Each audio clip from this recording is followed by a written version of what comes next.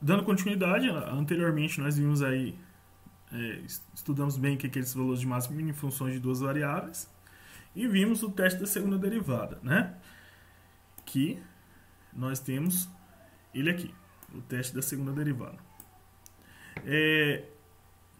Eu queria aqui, antes de pular para o exemplo, fazer uma observação que esse D aqui, caso fique mais fácil para você a memorização da equação, e você pode estar observando isso em alguns vídeos, outros vídeos do YouTube, alguns colegas desenvolvem o D desta forma, um determinante.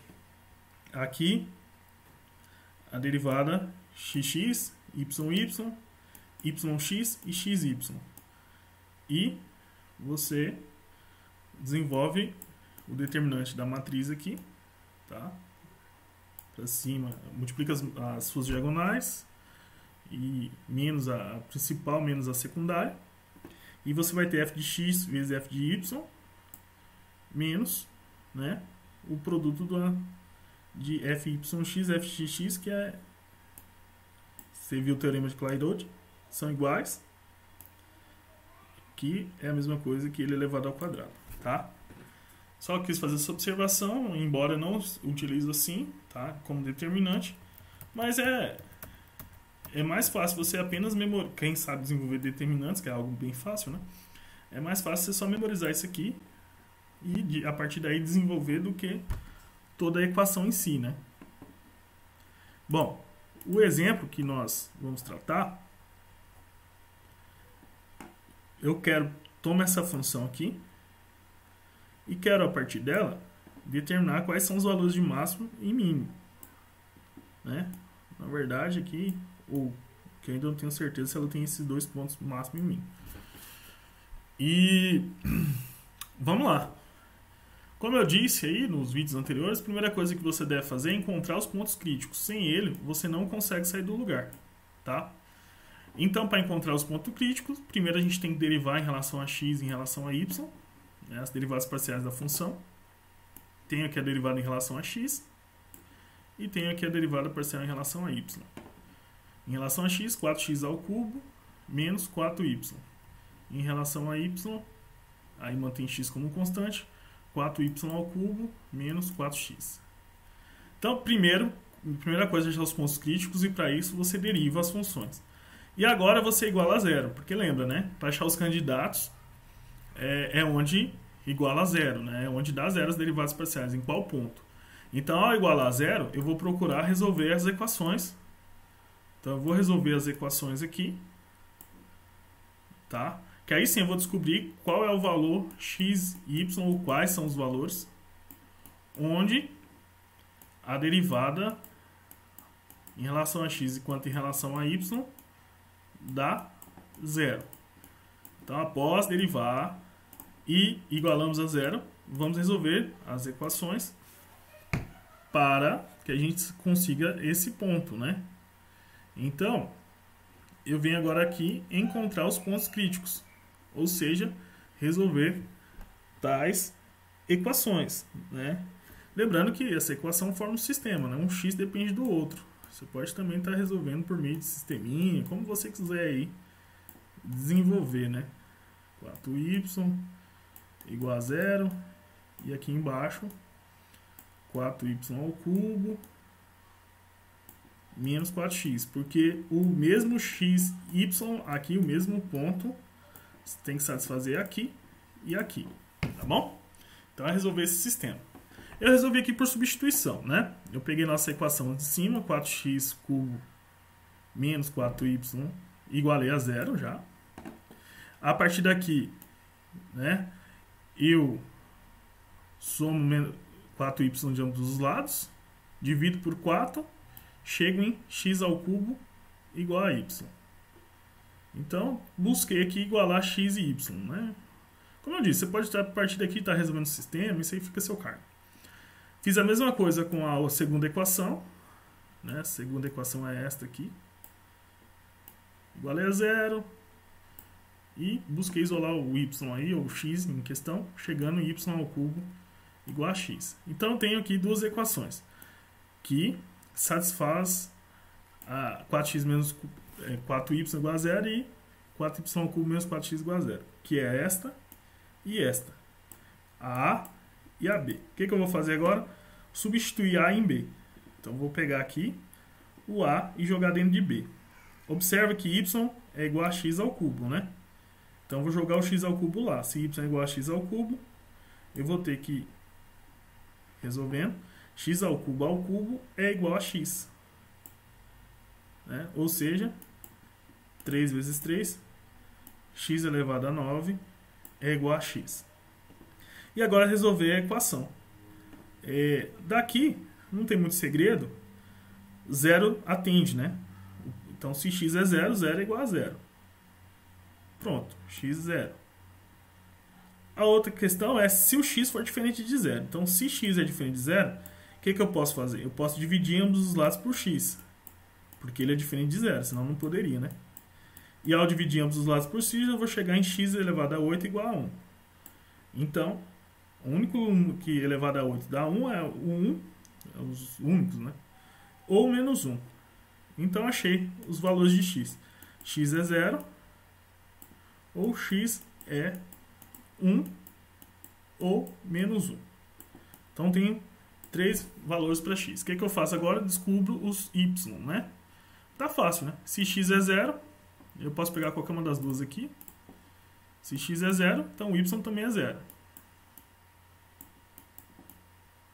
Se x é 1, o y também tem que ser 1, porque 1 ao cubo é 1. E menos 1 também, substituindo lá, você vai encontrar menos 1 e menos 1. Ou seja, eu pego os x e jogo de novo na equação para achar os seus respectivos valores de y. E tá aqui. Esses aqui são os pontos críticos. Agora que a gente tem um ponto crítico, são os nossos candidatos. Vamos usar o teste da segunda derivada para ver quais desses pontos são máximo, mínimo ou não são nada, são pontos de célula. Tá aqui a equação, né? Que é a que nós vamos usar. Então, o que eu vou precisar para isso? É a nossa receitinha, né? Eu vou precisar dessa derivada aqui, de segunda ordem, em relação a x. Vou chamar só assim, tá? F de xy, aqui.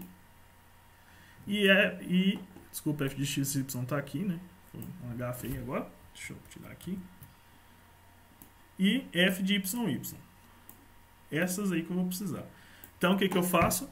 Volto lá na nossa função, F de xy, e derivo ela em relação, ou, para ficar mais fácil, né? Que eu já tenho aqui a derivada em relação a x, e eu já tenho a derivada em relação a y. O que eu faço agora? Derivo mais uma vez em relação a x, que vai ter 12x ao quadrado,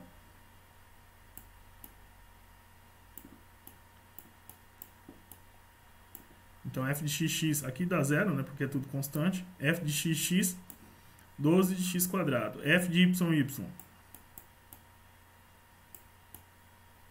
derivo novamente, então, derivando em relação a y, eu tenho 12y ao quadrado. E, por fim, faço f de xy, certo? Então, que vai dar menos 4 lá. É aí o que eu preciso, f de xx, f de y, f de xy. Agora eu venho resolver isso e aplicar qual ponto? Os meus pontos críticos. Então, eu tenho 3 pontos críticos, eu vou ter que testar para os 3. Então, eu vou começar com o primeiro, que é o ponto 1, tá? Eu já substituí aqui, ó, f de xx é 12x ao quadrado, então já vim aqui pegando a nossa função d, tá vendo? Então, f de xx, 12x quadrado, f de y, 12y ao quadrado, e aqui f de xy, que deu menos 4. 12 vezes 12, 144x quadrado, y ao quadrado, menos 4 ao quadrado é 16, com negativo, menos 16. Então, minha função d de xy está ali, bem estabelecida, é o que nós precisamos, que é esta aqui. Tá bom? Bom, agora que nós temos ela, e eu já tenho minha segunda derivada em relação a x, vamos usar o teste de segunda derivada, que agora ficou fácil. Chegou aqui, tá fácil. Vamos no ponto 1. Aplica o ponto 1 no D. Bom, nem precisa resolver, que o que nós precisamos é saber se o resultado vai ser positivo ou negativo.